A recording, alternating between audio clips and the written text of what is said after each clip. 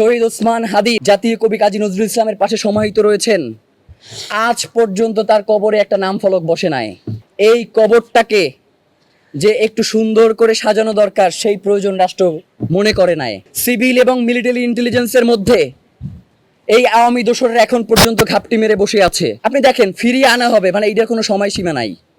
এটা একটা ইনফিনিটি ব্যাপার, যে কবে ফিরে আনবে এই ব্যাপারে কোনো ব্যাপার নাই, কিন্তু ফিরে আনা হবে। আমরা স্পষ্ট তারিখ চাই যে আর কত দিনের মধ্যে সরকার পররাষ্ট্র মন্ত্রণালয়ের পক্ষ থেকে এই খুনিদেরকে ফিরিয়ে আনার ব্যাপারে ব্যবস্থা গ্রহণ করবে, সেই তারিখটুকু আমাদেরকে জানাবে।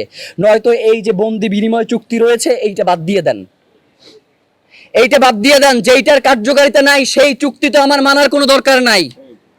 প্রিয় ভাইয়েরা, নাম্বার 3, আমরা আগেও বলেছি এখনো বলি, সিভিল এবং মিলিটারি ইন্টেলিজেন্সের মধ্যে এই আওয়ামী দোসররা এখন পর্যন্ত ঘাপটি মেরে বসে আছে। গতকাল থেকে আপনাদের কাছে এই ব্যাপারগুলো অনেকটাই সুস্পষ্ট। যখন আমাদের আলাপ করবার কথা ছিল মমতা বন্দ্যোপাধ্যায়ের বক্তব্য এবং ভারতের সংশ্লিষ্টতার ব্যাপারে, তখন দেখবেন যে হঠাৎ করে 2-3 ঘন্টা পরে আমরা নিজেদের মধ্যে কামড়াকামড়ি শুরু করে দিয়েছি। আজীবন এই আধিপত্যবাদ আমাদের ভিতরে এই কামড়াকামড়ি অব্যাহত রেখেছে নিজের আধিপত্যবাদ কায়েমের জন্য। সুতরাং এই সিভিল এবং মিলিটারি ইন্টেলিজেন্সের মধ্যে এই যে আওয়ামী দোসররা রয়েছে তাদেরকে চিহ্নিত করে অতি দ্রুত বিচারের মুখোমুখি করতে হবে। এবং সর্বশেষ আপনাদেরকে একটা দুঃখের কথা বলি, শহীদ ওসমান হাদি আজকে প্রায় 6 মাস তিনি এই জাতীয় কবি কাজী নজরুল ইসলামের পাশে সমাহিত রয়েছেন। আজ পর্যন্ত তার কবরে একটা নাম ফলক বসে নাই।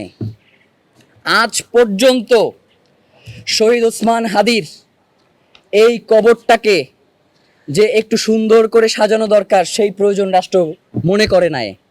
আমরা সরকারের কাছে আহ্বান জানাই, রাষ্ট্র যদি তার আজাদির সন্তানদেরকে এইভাবে করে হেয় করবার প্রচেষ্টা করে, পরবর্তী সময়ে যদি তারা কোনো ধরনের, বর্তমানে যারা সরকারে রয়েছে আজীবন তো তারা সরকারে থাকবার নিয়ত করে আসে নাই, কোনোদিন যদি তারা ক্ষমতা থেকে বিচ্যুত হয়ে যায় তাহলে এই জনগণ তাদেরকে কোনোদিন ক্ষমা তো করবেই না, উল্টো তাদেরকে এই আজকের এই দিনের জন্য বিচারের মুখোমুখিও করতে পারে।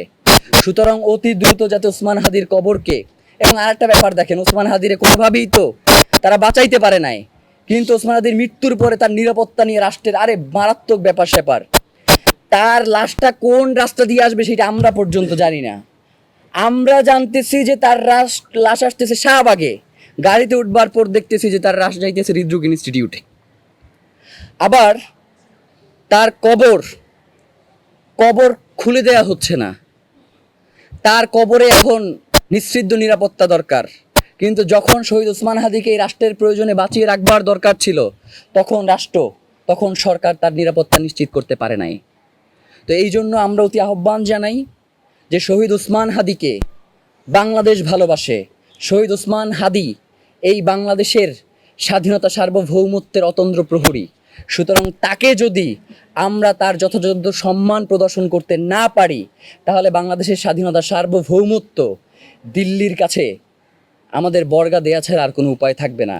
এই জন্য বাংলাদেশের দেশপ্রেমিক, বাংলাদেশের স্বাধীনতাকে আমি জনগণকে আহ্বান জানাই, তারা যাতে শহীদ ওসমান হাদির খুনের ব্যাপারে তাদের জায়গা থেকে সর্বোচ্চ প্রতিরোধ করে এবং আগামী শুক্রবার দেশব্যাপী তারা যাতে এই বিক্ষোভ নিয়ে রাস্তায় নেমে আসে, এজন্য আমরা বাংলাদেশের প্রত্যেকটি জনগণকে আহ্বান জানিয়ে আজকের মতো আমাদের এই প্রোগ্রাম শেষ করছি।